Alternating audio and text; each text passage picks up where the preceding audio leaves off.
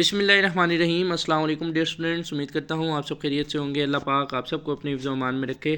खुश आमदीद कहता हूँ आपको अपने यूट्यूब चैनल पे। तो स्टैटिस्टिक्स का हमारे पास एक पेपर है, आज हम आज की इस वीडियो में इसको कंप्लीट सॉल्व करेंगे। इसमें कुछ क्वेश्चन रिग्रेशन के हवाले से हैं और कुछ क्वेश्चन जो हैं वो कोरिलेशन के हवाले से हैं। ठीक है, स्टेप बाय स्टेप हम हर क्वेश्चन को जो है वो सॉल्व करेंगे। तो हमारे पास यहाँ पे क्वेश्चन नंबर 1 है, person's muscle mass is expected to decrease with age. ठीक है, इसमें दो फैक्टर हमें उसने दे दिए हैं वेरिएबल्स, एक वेरिएबल एज है और दूसरा वेरिएबल जो है वो मसल मास है। ठीक है, to explore this relationship in women, a nutritionist randomly selected 12 women and collect data regarding age and the measurement of their muscle mass। ठीक है, अब यहाँ पे उसने खुद ऑटोमेटिकली मेंशन कर दिया कि जो एज है आपका वो एक्स है, इंडिपेंडेंट वेरिएबल है, और मसल मास जो है वो वाई है, वो आपका रिस्पॉन्स है, यानी वो डिपेंडेंट वेरिएबल है। ठीक है, प्रिडिक्टर आपका यहाँ पे एज होगा और जो रिस्पॉन्स है वो आपका मसल मास होगा। ओके हो गया।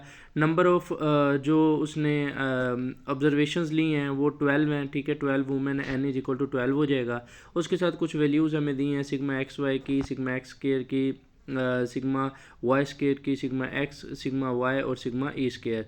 तो पहला पार्ट वो कहते हैं जी, estimate best fit regression line and interpret its coefficient, कि बेस्ट फिट रिग्रेशन लाइन जो है वो एस्टिमेट करें और उसके जो कोएफिशिएंट निकलेंगे B0 और B1, उसको जो है वो आपने इंटरप्रेट करना है। ठीक है, तो सॉल्व करते हैं। ये वैल्यूज़ थी हमारे पास, कुछ मैंने इनको लिख लिया है।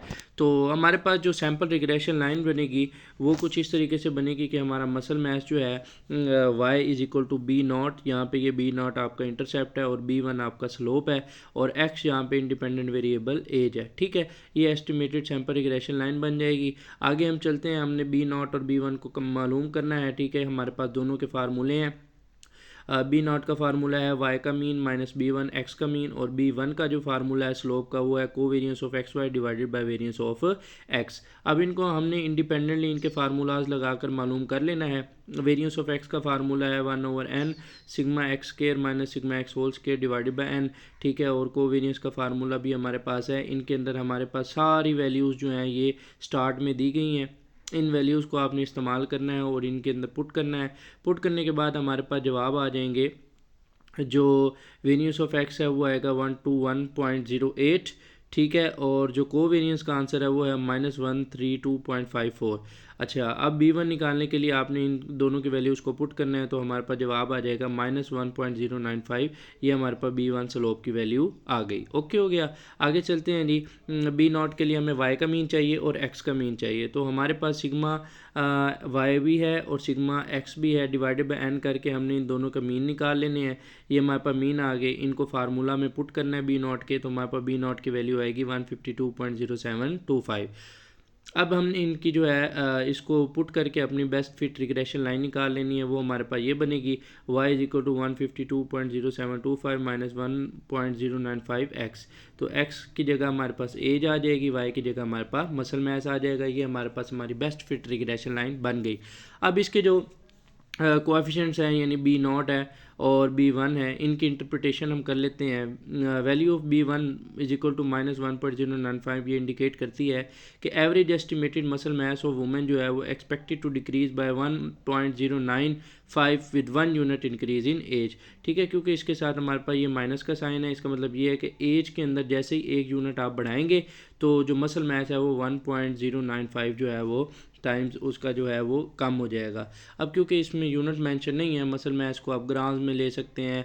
ये क्योंकि मेंशन है ही नहीं तो आप इसको ना ही मेंशन करें तो बेहतर है। अगर मेंशन हो मसल मास, लेट्स सपोज ग्राम में है, एज उसने जो है वो ईयर्स में ली है, तो फिर आप इसको प्रॉपरली कह सकते हैं कि जो average estimated muscle mass of woman is expected to decrease by 1.095 gram with 1 year increase in age, अगर यूनिट मेंशन हो तो। ठीक है, अच्छा, दूसरी जो इंटरप्रिटेशन है वो B0 की है, वो 152.07 ये हमें इंडिकेट करती है कि एवरेज एस्टिमेटेड मसल मास जो है वो एक्सपेक्टेडली कितना होगा 152.07।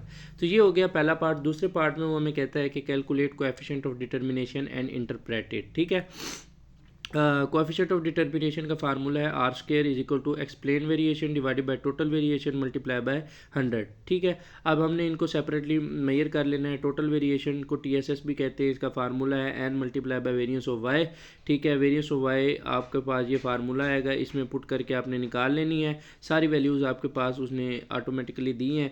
ठीक है, तो ये हमारे पास आ जाएगा 2418.916।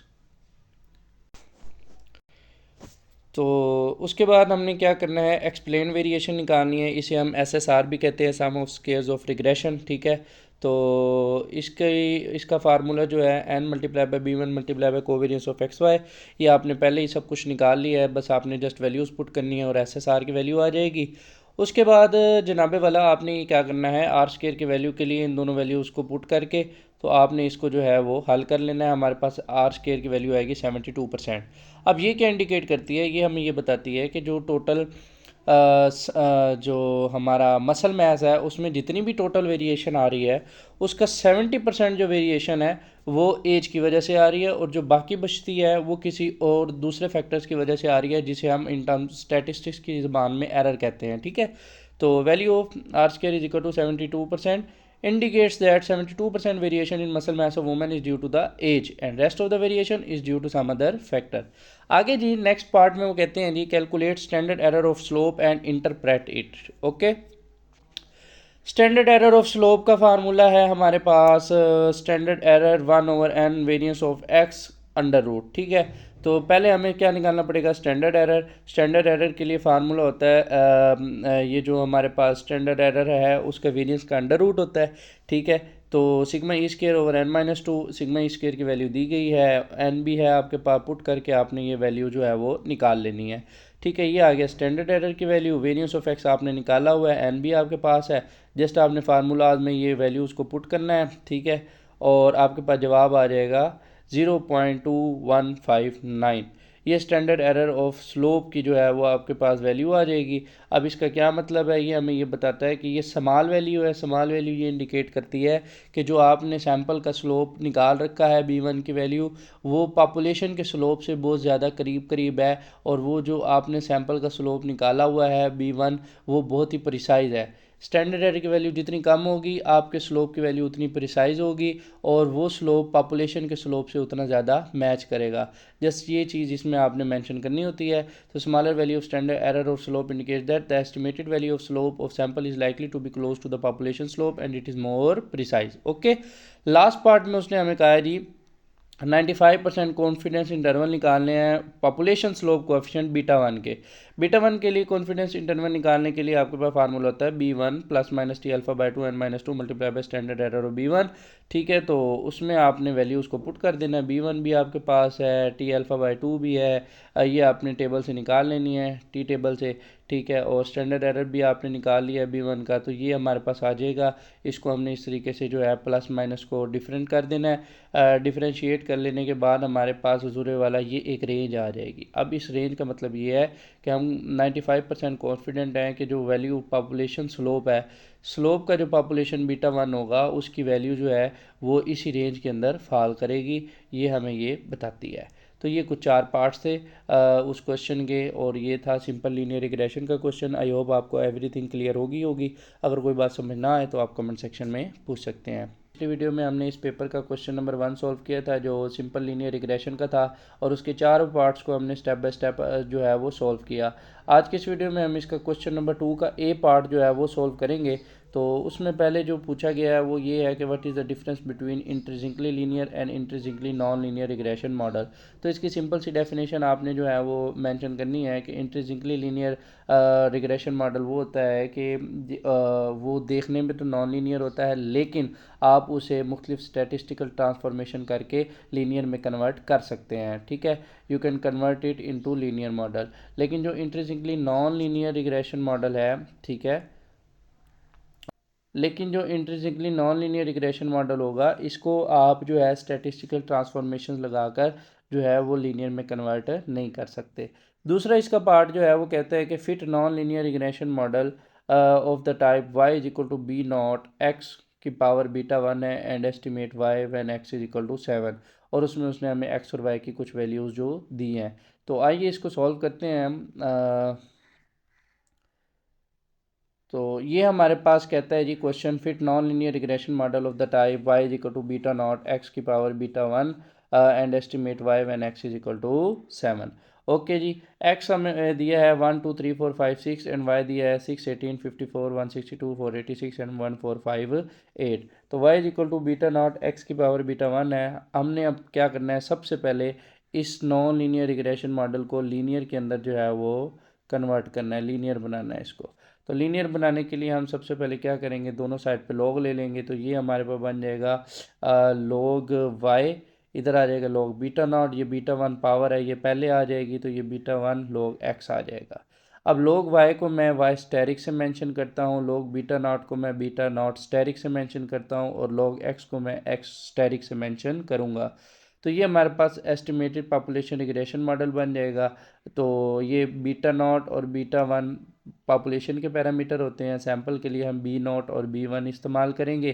तो जैसे वहाँ पे बीटा नॉट स्टेरिक है, यहाँ पे बी नॉट स्टेरिक हो जाएगा, वहाँ पे बीटा वन है तो यहाँ पे बीटा बी वन हो जाएगा। ओके, अब यहाँ पे क्वेश्चन ये आता है कि आपने कैलकुलेटर में कौन सी वैल्यूज़ पुट करनी है। आपने उसको देखने के लिए ना सिंपली क्या करना है, आपने इस चीज़ के ऊपर गौर करना है। इधर आप देखें तो यहाँ आपने log y ले लिया है, इधर आपने log x ले लिया है। तो कैलकुलेटर में आपने सिंपल x और y की वैल्यूज़ को पुट नहीं करना, बल्कि log x और log y की वैल्यूज़ को आपने पुट करना है। ठीक है, कैलकुलेटर में इन वैल्यूज़ को फीड कर लेने के बाद आपने नेक्स्ट आगे चलना है जी। तो ये हमने जो है कुछ वैल्यूज़ log की निकाल ली हैं। ठीक है, ये x की तमाम वैल्यूज़ हैं, इधर एक्स टैरिक की आ जाएंगी, यानी ये log x की वैल्यूज़ है। ठीक है, सबका log ले लेना है, log वन ज़ीरो होता है, log टू log थ्री, इस तरीके से ये y की वैल्यूज़ हैं। इधर आपने वाई स्टेरिक यानी log y की वैल्यूज़ ले लेनी है ये। तो कैलकुलेटर में आपने ये वाली और ये वाली वैल्यूज़ फीड करनी है, ना कि ये वाली। ठीक है, ये करेंगे तो आपका क्वेश्चन गलत हो जाएगा, ये वाली वैल्यूज़ log वाली आपने फीड करनी है। अब नेक्स्ट चलते हैं जी, हमने अपना दोनों जो कोएफिशिएंट्स हैं उनको मेजर करना है ताकि हम अपनी बेस्ट फिट रिग्रेशन लाइन निकाल सकें। तो यहाँ हमारे पास एक है बी नॉट स्टेरिक, दूसरा है बी वन। ठीक है, बी वन जब आप कैलकुलेटर में वैल्यूज़ लॉग की फीड कर लेंगे तो आप डायरेक्ट बी वन की वैल्यू भी वहाँ से निकाल सकते हैं कैलकुलेटर से। तो बहरहाल हम फार्मूले को फॉलो करते हुए इसको हल करने की कोशिश करते हैं। पहले है जी वेरिएंस बी वन में, नीचे है वेरिएंस ऑफ एक्स स्टेरिक। ठीक है, वेरिएंस ऑफ एक्स स्टेरिक के लिए फार्मूला होगा 1/n सिग्मा एक्स स्टेरिक का square minus sigma x asterisk whole का square divided by n। Simple वही फार्मूला है, बस आपने स्टेरिक इसमें ऐड कर देना है, वैल्यूज़ आपके पास हैं। ठीक है, जब आप कैलकुलेटर में फीड कर लेंगे तो वहाँ पे आपको समेशन को मिल जाएगा। आपने शिफ्ट दबाना है, शिफ्ट के बाद वन दबाना है। ठीक है, उसमें आपने फिर 3 नंबर पे जाना है, सम का ऑप्शन होगा, वहाँ आपको सारे सम मिल जाएंगे जो जो आपने निकालने हैं। सिग्मा एक्स स्क्वायर भी होगा, सिग्मा एक्स भी होगा, वहाँ से वैल्यूज़ निकाल के आपने जो है इस फार्मूले में पुट करनी है। वेरिएंस ऑफ एक्स स्टेरिक आ जाएगा हमारे पास 0.069। उसके बाद covariance of x asterisk and Y asterisk निकालना है। तो सेम इसी तरीके से आपने कुछ उसके फार्मूले को फॉलो करना है, जस्ट स्टेरिक का जो है साइन साथ लगता जाएगा, और ये सिग्मा एक्स वाई और सिग्मा एक्स और सिग्मा वाई सेम उसी तरीके से शिफ्ट, फिर वन दबा देना है आपने, फिर 3 नंबर पे जाएंगे, सम आ जाएंगे, वहाँ आपको जो सम चाहिए आप उसको इक्वल दबा के हासिल कर सकते हैं। तो वैल्यूज़ को हासिल कर लेने के बाद आपने इसमें पुट करना है, तो ये covariance of x asterisk y asterisk आ जाएगा। बी वन निकालने के लिए इनको आपने दोनों वैल्यूज़ को पुट करना है, covariance of x asterisk y asterisk ऊपर divided by variance of x asterisk. तो ये बी वन की वैल्यू है 3.001। ओके हो गया। दूसरी चीज़ है वाई बी नॉट स्टेरिक, उसके लिए आपको वाई स्टेरिक का मीन चाहिए और एक्स स्टेरिक का मीन चाहिए। तो ये आपके पास दोनों चीज़ें होंगी, आपने इनको निकाल लेना है। ठीक है, वैल्यू पुट करनी है फार्मूले के अंदर। तो आपके पास बी नॉट स्टेरिक आ जाएगा 0.5418। अब इन दोनों को आपने जो है वो अपनी बेस्ट फिट लाइन में पुट करना है। ठीक है, तो यहाँ मैंने इसको पुट कर दिया, Y asterisk is equal to B naught asterisk आया 0.5418, बी वन आया 3.001 और एक्स स्टेरिक, ये आपकी बेस्ट फिट रिग्रेशन लाइन बन गई। अब आपने ये देखा था कि जो बी नॉट स्टेरिक की वैल्यू है वो है 0.5418, और बी नॉट स्टेरिक बराबर था log बी नॉट के। ठीक है, बी वन की तो वैल्यू आपके पास है, लेकिन अभी आपने निकालनी है बी नॉट की वैल्यू। बी नॉट की वैल्यू निकालने के लिए आपको इसको हल करना पड़ेगा। बी नॉट स्टेरिक है log B naught is equal to 0.5418, ऐसे ही है, क्योंकि बी नॉट स्टेरिक की वैल्यू ये आपने निकाली है। ओके, तो बी नॉट इधर ही रखना है, लॉग उधर जाएगा तो एंटी लॉग हो जाएगा। एंटी लॉग निकाल के आपने जो है इसको बी नॉट की वैल्यू को निकाल लेना है 3.4818, और बी वन भी आ गया आपके पास। अब आपने जो है इसको कोरिलेट कर लेना है अपने बीटा वन और बीटा नॉट से। तो ये आपके पास इक्वेशन थी, ये वाली non linear model, y is equal to beta naught, sorry, y is equal to beta naught x की पावर बीटा वन। तो बीटा नॉट की जगह आप ये वाली बी नॉट की वैल्यू पुट कर दें 3.4818, और बीटा वन की जगह आप ये वैल्यू पुट कर दें 3.001। तो ये आपने इसको सॉल्व कर लिया। अब दूसरा पार्ट था, वो कहते हैं एस्टिमेट करें y when X is equal to 7। तो x की जगह आपने 7 पुट कर लेना है सिंपली। x की जगह 7 पुट करके उसकी वैल्यू को कैलकुलेटर से निकाल के आपने y को एस्टिमेट कर लेना है 1196.58। तो इस तरीके से आप इसलिए इसे सॉल्व कर सकते हैं।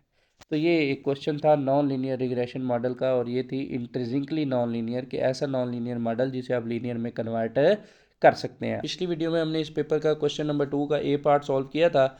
आज हम जो है इसका बी पार्ट सॉल्व करेंगे। तो इसमें जो है जनाबे वाला ये पार्ट आज हमने सॉल्व करना है इसका। तो the following partial ANOVA table is calculated from a sample of 20 values, ठीक है, n इज इक्वल टू 20 दिया गया है विद 2 इंडिपेंडेंट वेरिएबल्स, ठीक है। Test the hypothesis that there is no relation of y with both independent variable jointly at 5%, test overall significance of regression. तो इसमें आपने ना दो तीन चीज़ें स्टेटमेंट में ही देख लेनी है। आपकी स्टेटमेंट में ही आपके सारे जवाब मौजूद हैं, ठीक है। टू इंडिपेंडेंट वेरिएबल का मतलब ये है कि ये मल्टीपल लीनियर रिग्रेशन का सवाल है, ठीक है।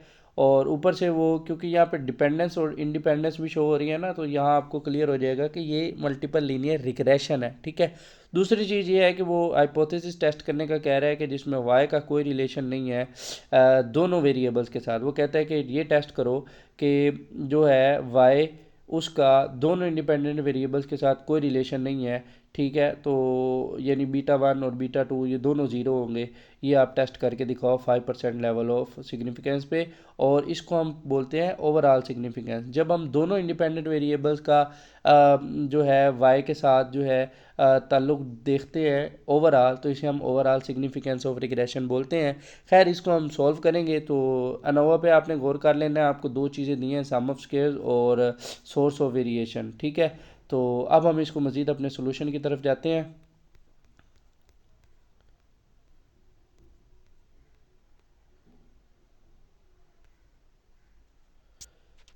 तो ये हमारा सोल्यूशन आ गया जी। दो चीज़ें हमें दी हैं, सोर्स ऑफ वेरिएशन और सम ऑफ स्क्वायर। अनोवा को हमने पूरा कर लेना है, ठीक है। सबसे पहले हमने निकाल लेनी है डिग्री ऑफ फ्रीडम, ठीक है। तो टोटल डिग्री ऑफ फ्रीडम निकालने के लिए n-1 फार्मूला होता है। n थी हमारे पास 20 उसने ऑब्जर्वेशंस की थी, एक माइनस किया तो 19 आ गई टोटल डिग्री ऑफ फ्रीडम, ठीक है।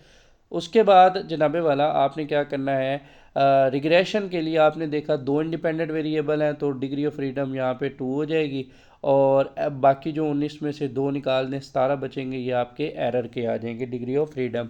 अच्छा, उसके बाद आपने मीन सम ऑफ स्क्वायर्स निकालना है, ठीक है। तो सम ऑफ स्क्वायर्स को आपने डिग्री ऑफ फ्रीडम पे डिवाइड कर देना है, तो ये 90 आ जाएगा। 20 को आपने 17 पे डिवाइड कर देना है, तो ये 1.17647 आ जाएगा।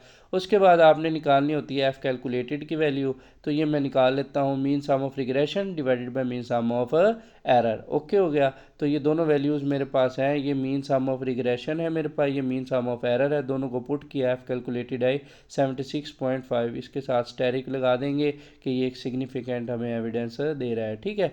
अच्छा, ये तो मैंने अनोवा पूरा कर लिया ना। अब मेन काम है एक्चुअली टेस्टिंग ऑफ हाइपोथेसिस का। उसने हाइपोथेसिस हमें ये दिया है कि टेस्ट करो कि there is no relation of Y with both independent variable jointly at 5% level of significance. अब ज़रा इस पर आपने गौर करना है। हमें उसने एक फ़र्जी स्टेटमेंट दे दी है कि मैं कहता हूँ कि y का दोनों वेरिएबल x1 और x2 से कोई रिलेशन नहीं है, इसको साबित करो। तो सबसे पहले मैं बनाऊंगा hypothesis, step 1 construction of hypothesis. Null hypothesis मैंने बनाया beta one is equal to beta two is equal to 0, कि यानी दोनों के स्लोप ज़ीरो हैं। स्लोप ज़ीरो है इसका मतलब x1 और x2 का कोई भी रिलेशन y के साथ नहीं है। समझ आ रही है ना। दोनों स्लोप ज़ीरो होंगे, ये हमें ये बताते हैं। स्लोप एक्चुअली हमें रिलेशन बताता है एक्स और वाई का। अब अगर स्लोप ही ज़ीरो है इसका मतलब एक्स और वाई में कोई रिलेशन ही नहीं है। बीटा वन जो स्लोप है वो एक्स वन इंडिपेंडेंट वेरिएबल के लिए है, बीटा टू स्लोप जो है वो एक्स टू यानी दूसरे इंडिपेंडेंट वेरिएबल के लिए है। तो दोनों के स्लोप ज़ीरो है, इसका मतलब ये है कि दोनों का वाई के साथ कोई ताल्लुक नहीं है। तो उस फर्जी स्टेटमेंट को मैंने स्टैटिस्टिक की ज़बान में ऐसे लिख लिया। तो ये हमें क्या कह रहा है, Y is independent of X one and X two, या हम कहते हैं कि both X one and X two has no influence of Y, यानी वाई पर एक्स वन और एक्स टू का कोई इन्फ्लुएंस नहीं है। अब हम अपना सारा टेस्ट ऑफ सिग्निफिकेंस लगाएंगे। तो अगर एंड पे ये एच नॉट एक्सेप्ट हो जाता है, एक्सेप्ट हो गया, इसका मतलब ये साबित हो जाएगा कि वाई का दोनों इंडिपेंडेंट वेरिएबल के साथ कोई ताल्लुक नहीं है और जो उसने हमें हाइपोथेसिस दिया वो ठीक साबित हो जाएगा। लेकिन अगर हमारा टेस्ट स्टैटिस्टिक्स हमें इस तरफ ले जाता है कि एच नॉट रिजेक्ट हो जाएगा, नल हाइपोथेसिस, तो ये हमें ये बताएगा कि नहीं भाई, वाकई एक्स वन और एक्स टू यानी इंडिपेंडेंट वेरिएबल्स का वाई के साथ रिलेशन है। तो वो जो हाइपोथेसिस उसने हमें दिया है क्वेश्चन में वो गलत साबित हो जाएगा। तो अब हमने ये देखना है कि ये गलत साबित होता है या ठीक। अच्छा, नल के साथ हमने इसका अल्टरनेट हाइपोथेसिस बना लिया एच वन। अच्छा, ऊपर है बीटा वन बीटा टू दोनों ज़ीरो है, इसका अल्टरनेट ये बनेगा कि कम से कम एक बीटा तो है वो ज़ीरो ना हो, तो at least one beta is not equal to zero. ठीक है, यानी इसका मतलब ये है कि कम से कम एक्स वाई या फिर एक्स टू दोनों में से एक का वाई के साथ रिलेशन होना ज़रूरी है। ठीक है, तो स्टेप टू है लेवल ऑफ सिग्निफिकेंस, वो आ गया 5%, 0.05 मैंने लिख लिया। स्टेप थ्री था एफ कैलकुलेटिंग, एफ़ की कैलकुलेटेड वैल्यू निकालनी थी, वो मैंने आपको पहले ही अनोवा से निकाल के दिखा दी है कैसे आपने निकालनी है। ठीक है, तो mean sum of regression divided by mean sum of error, तो ये आ जाएगी 76.5। उसके बाद आपने देखनी है एफ़ की टेबल वैल्यू। तो alpha into degree of freedom one degree of freedom two, alpha 0.05 है, डिग्री ऑफ फ्रीडम वन जो है ये आपने रिग्रेशन वाला लेना है, रिग्रेशन की डिग्री ऑफ फ्रीडम टू थी और जो एरर की थी वो 17 थी। तो ये आपने एफ टेबल खोल के 2 और 17 की लाइन देखनी है, 3.5916 आपके पास इसकी वैल्यू आ जाएगी। तो कैलकुलेटेड वैल्यू है 76.5 और टेबुलर वैल्यू है 3.5915। अब आपने इनका मवाजना करना है। स्टेप 4 में आप क्या करते हैं, फैसला करते हैं डिसीजन रूल। ओके, तो डिसीजन रूल हम इसके ऊपर लगाएंगे कि एफ़ कैलकुलेटेड क्योंकि ग्रेटर है एफ़ अल्फ़ा से तो रिजेक्ट एच नॉट कर देंगे। ठीक है, तो हमने अपना डिसीजन रूल लगाया, एफ़ कैलकुलेटेड थी 76.5 और टेबुलर थी 3.595, तो हमने एच नॉट को रिजेक्ट कर दिया और ये कंक्लूड किया कि भाई दोनों वेरिएबल एक्स वन और एक्स टू का वाई के ऊपर सिग्निफिकेंट इन्फ्लुएंस है। ठीक है, जो उसने स्टेटमेंट दी थी कि भाई कोई रिलेशन नहीं है तो वो गलत साबित हो गई। हमने रिज़ल्ट ये निकाला कि एक्स वन और एक्स टू दोनों का वाई के साथ रिलेशन है और उसके ऊपर सिग्निफिकेंट इन्फ्लुएंस इन दोनों का है। ठीक है, तो ये एक छोटा सा सवाल था मल्टीपल लीनियर रिग्रेशन का। आई होप आपको ये क्लियर हो गया होगा। कोई बात समझ ना आई हो तो आप जो है वो कमेंट सेक्शन में पूछ सकते हैं। मिलते हैं नेक्स्ट वीडियो में, तब तक अपना ख्याल रखिएगा। खुदा हाफिज़।